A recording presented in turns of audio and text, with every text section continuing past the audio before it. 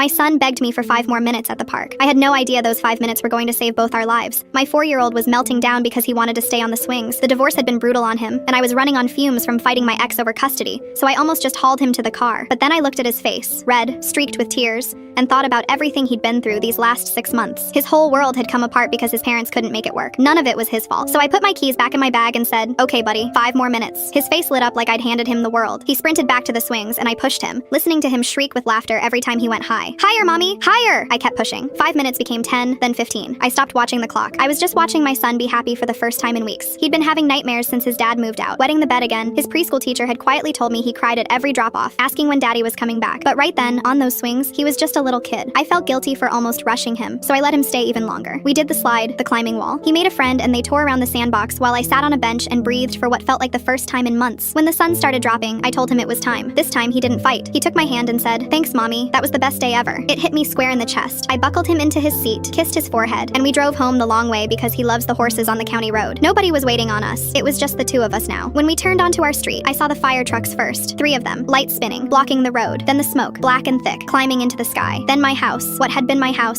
swallowed in flames. Fire pouring out of every window, the roof folding in on itself. I slammed the brakes and just stared. A firefighter ran up and asked if I lived there. I couldn't get a word out. I just pointed at the number on the mailbox, the only thing untouched. He radioed someone, asked if anyone else might be inside. I shook my head. Just us. Just me and my son. My son started screaming in the back because he didn't understand. Neither did I. A neighbor took us in while the crews worked. They said something about the fire starting near the back of the house, but I wasn't really hearing it. I just held my son and rocked him and told him it would be okay, even though I didn't believe it. That night we checked into a hotel. I bathed him, put him to bed, and sat on the edge of the mattress staring at nothing. Everything we owned was gone. Every photo, every baby picture. I didn't even have clean clothes for him in the morning. Around 9, a knock, a police officer. I stepped into the hallway so I wouldn't wake my son. He asked if I was okay, and I told him I didn't know how to answer that. Then he said, "Ma'am, I need to tell you something about the fire." I braced for electrical, or the stove, something I'd done wrong. We found evidence of an accelerant. This wasn't an accident. I couldn't breathe. We also found a vehicle parked a couple of streets over. The driver had been sitting there more than an hour before it started. He paused. "We made an arrest tonight. It was your ex-husband." The hallway tilted. He'd known my routine, known the exact time my son and I walked through that door every evening. "If you'd come home when you normally do," the officer said gently, "you'd both have been inside." I grabbed the wall to stay upright. I looked back at the door where my little boy was sleeping, peaceful, with no idea that his tantrum over 5 more minutes on the swings was the only reason we were alive. We rebuilt slowly after that. A new town, a tiny apartment, a lock on every window, and a long road of helping my son feel safe again. My ex is facing the consequences of what he did, and he will for a long time. But here's what I hold on to. For months, I'd been so buried in lawyers and logistics that I kept missing the small moments with him. And in the end, it was one of those small moments, the one I almost said no to, that gave us our whole lives back. Now when he asks for 5 more minutes, I always say yes.